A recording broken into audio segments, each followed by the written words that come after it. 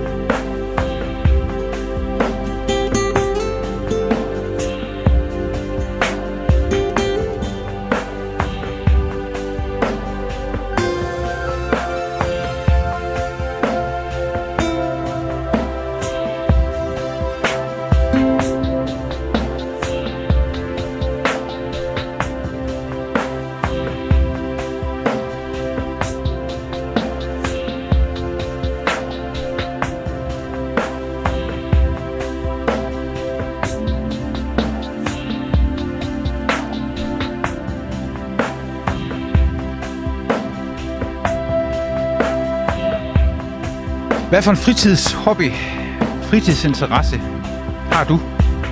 Er det også at komme ud i naturen, eller måske musik? Skriv en kommentar.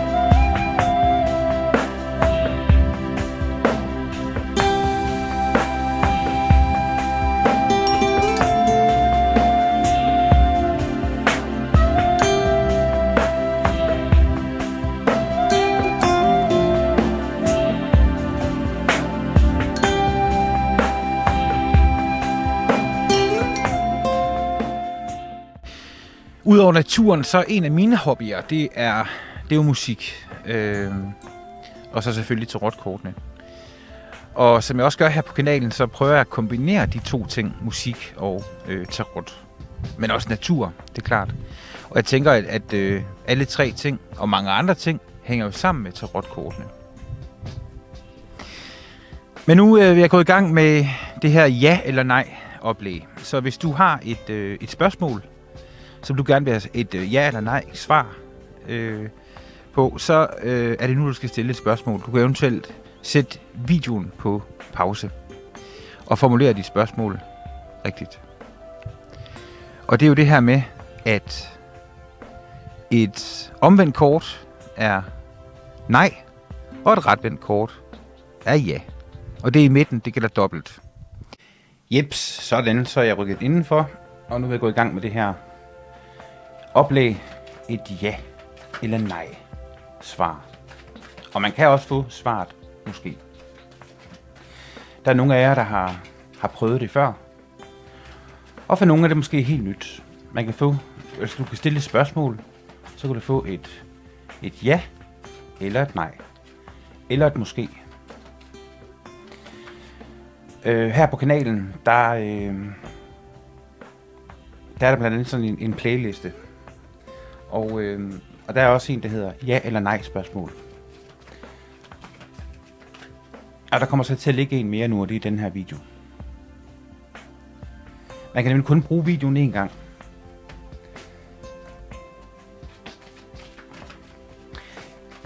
Her har jeg stillet nogle ting, der skal repræsentere de 4 elementer. Først bæret, som jo repræsenterer elementet vand. Og så er der nogle mønter, eller stjerner, som repræsenterer elementet jord. Og så er der et stykke træ, eller en pind, der gerne skulle vise stokkene, eller stavene, som er elementet ild. Og så har jeg lagt noget, der skal forestille et sværd, som er elementet luft. Godt.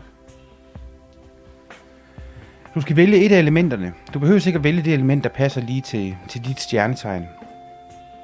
Vælg det element, som du føler for lige nu. Og du kan eventuelt sætte videoen på pause, imens du formulerer dit spørgsmål. Tænk over spørgsmål, formuler det rigtigt. Og hvis du er klar til at få et ja eller nej, eller måske, så se videre med her. Men du skal altså vælge et af elementerne.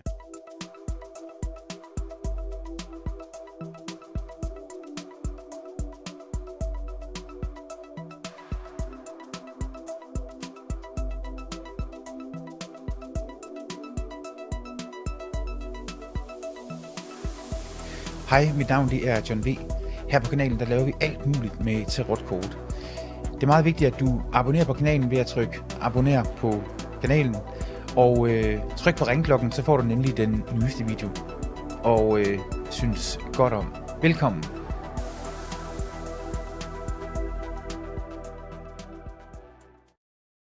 Nu trækker jeg først 3 kort til elementet vand.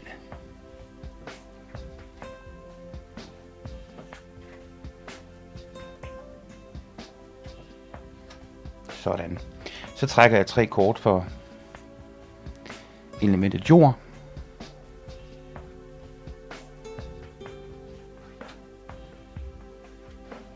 Og så 3 kort for elementet ild.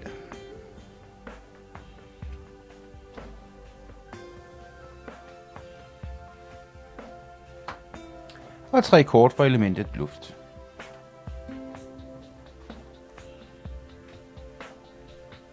Sådan. Så prøver jeg lige at fjerne nogle af kortene, så man kan være her.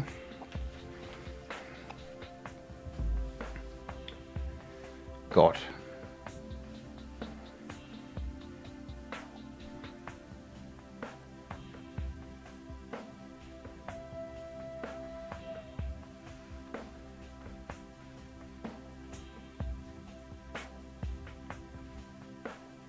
Ja. Vi starter lige med, hvis du har valgt elementet vand, så er svaret på dit spørgsmål ja. Og det er det, fordi det er ja, ja, ja og nej. Det er et kort i midten. Det gælder dobbelt. I det første oplæg her er der jo 2 hofkort med. Først sværdenes konge, som ligger retvendt, og her har vi så bærenes konge, som ligger omvendt. Og månen i midten fra den store arkana. 2 modsætninger, synes jeg. Her. Sådan en meget maskulin energi. Og en meget feminin energi. Også en feminin energi, men en person, der på en eller anden måde er i ubalance. Men hvad end du har spurgt om, fordi der er nemlig en analyse i kortene. Det går ikke så meget ind i de her ja-nej-oplæg. Men hvad end du har spurgt om, så er dit svar ja. Ja, ja, ja og nej. Men det samlede svar, ja. Godt. Vi snupper mønterne. Hvis du har valgt mønterne som, altså elementet jord, som svar på dit spørgsmål, så er svaret også ja. Et meget tydeligt ja. Hierofanten, 9 bærer og 8 stave.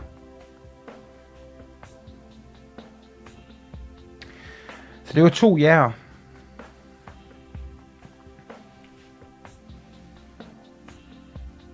Hvis du har valgt elementet ild som svar på dit spørgsmål, så er svaret også ja. Meget tydeligt ja. Og vi har også et hofkort med. Det er rigtig mange ja'er her.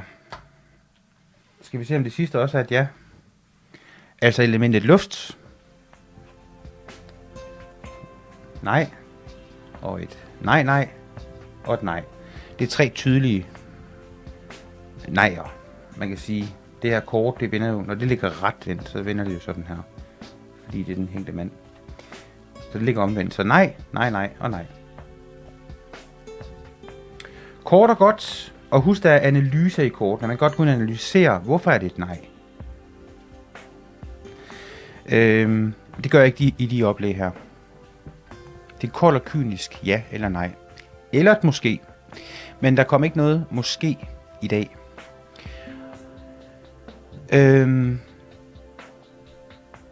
Der er mange, der har spurgt mig om omkring musikken.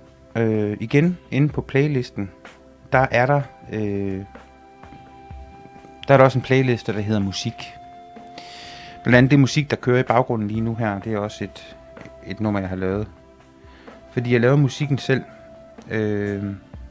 Det hele. Undtaget lige til min intro-video.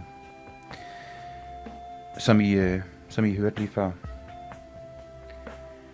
Det var kort og godt. Tak fordi du så med. Vi ses næste gang.